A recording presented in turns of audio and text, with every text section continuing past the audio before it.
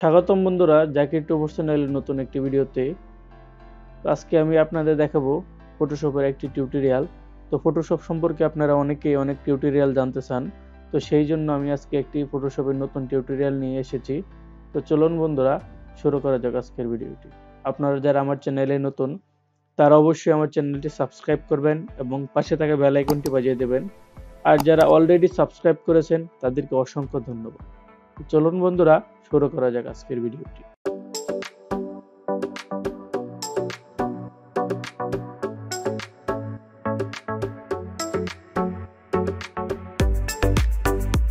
তো সেই জন্য আমরা প্রথমেই আমাদের ফটোশপ অন করতে হবে। তো ফটোশপ অন করার জন্য আমরা ফটোশপে যে কোনো একটা ভার্সন ওপেন করব। তো আমরা ফটোশপ CS 8.0 যেটা, ওটাই আমরা ওপেন করতেছি। তো বন্ধুরা, আপনারা চাইলে যে কোনো ধরনের ফটোশপ অন করতে পারেন। তো অনেকেই অনেক প্রবলেমে থাকেন, ফটোশপ অন হয় না, ফটোশপ আপনাদের যে বলে ফটোশপ নষ্ট হয়ে গেছে, অন হচ্ছে না, হ্যাং করছে। তো সেটার একটা সমাধান ভিডিও আমার কাছে আছে। তো আপনারা চাইলে আই বাটন ক্লিক করে ভিডিওটা দেখে আসতে পারেন। তো আপনাদের ফটোশপ সমস্যা হলে, ফটোশপ হ্যাং হলে, তো ফটোশপ সফটওয়্যারটা আনইনস্টল না করে তো আপনারা কিভাবে এটা করতে পারেন সেই সম্পর্কে একটা ভিডিও দেওয়া আছে। তো ফটোশপ আপনারা আনইনস্টল করলেও কিন্তু পরবর্তীতে তা ওপেন হয় না, সেই জন্য সেই ভিডিওটা আমি করেছি। তো আপনারা আই বাটনে দেখে আসবেন। তো বন্ধুরা, ফটোশপটি অন হয়ে গেছে।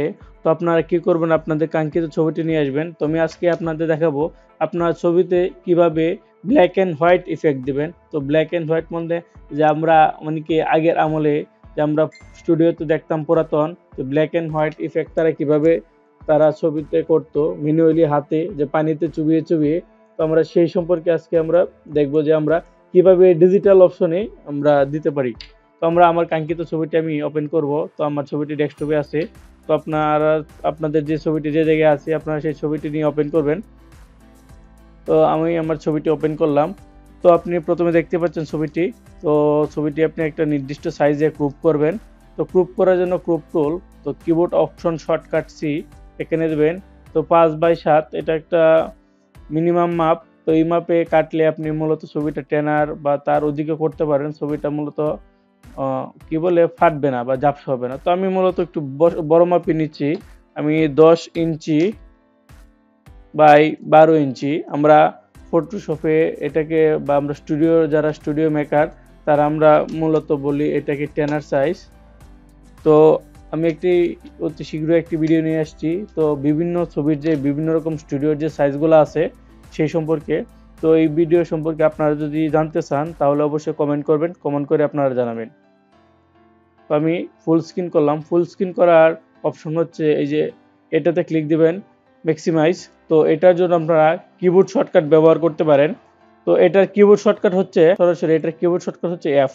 তো আপনারা কিবোর্ডে F বাটন দেবেন। তো F বাটন আমি দিলাম। তো কন্ট্রোল প্লাস মাইনাস এটাতে আপনারা জুম আউট জুম ইন করেন, এটা আপনারা জানেন। তো আপনারা কি করবেন, তো ইমেজে চলে যাবেন, ইমেজ অ্যাডজাস্টমেন্ট, তো কন্ট্রোল M এটাতে দিবেন। তো এটাতে হালকা একটু বাড়িয়ে দেবেন, আপনার ছবিটা একটু ব্রাইটনেস হয়ে যাবে। তো আপনারা ওকেতে দেবেন অথবা এন্টার দেবেন। এরপর দেবেন ইমেজে গিয়ে অ্যাডজাস্টমেন্ট লেভেল, কন্ট্রোল L। তো আপনার ছবিটা একটু ঝাপসা দেখা গেলে এটাকে আপনি লেভেল দিয়ে একটু ঠিক করবেন। তো লেভেলের যে 3টা অপশন দেখছেন, বামে, মাঝখানে এবং ডানে।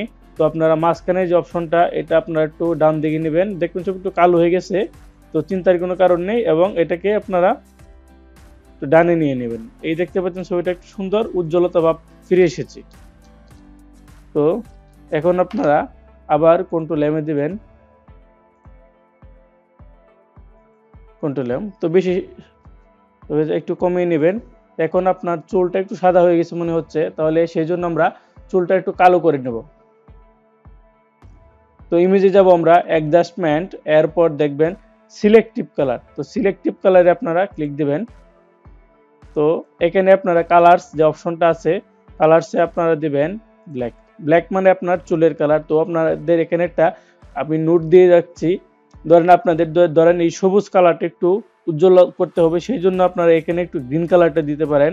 তো আপনার যে ধরনের কালারটা এখানে আপনি একটু ব্রাইট করতে চান সেই কালারটা আপনি এখানে সিলেক্ট করবেন এবং পার্সেন্টেজটা আপনারা একটু বাড়িয়ে দেবেন।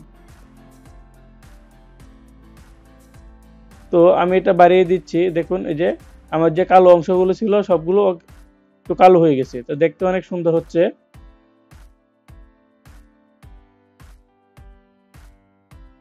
তো এখন আমরা এই ছবিটি আমরা কি করব, সাদা কালো করব। তো এই ছবিটা আমরা যদি সাদা কালো করতে চাই, তো সেই জন্য আমরা বিভিন্ন অপশনে সাদা কালো করতে পারি।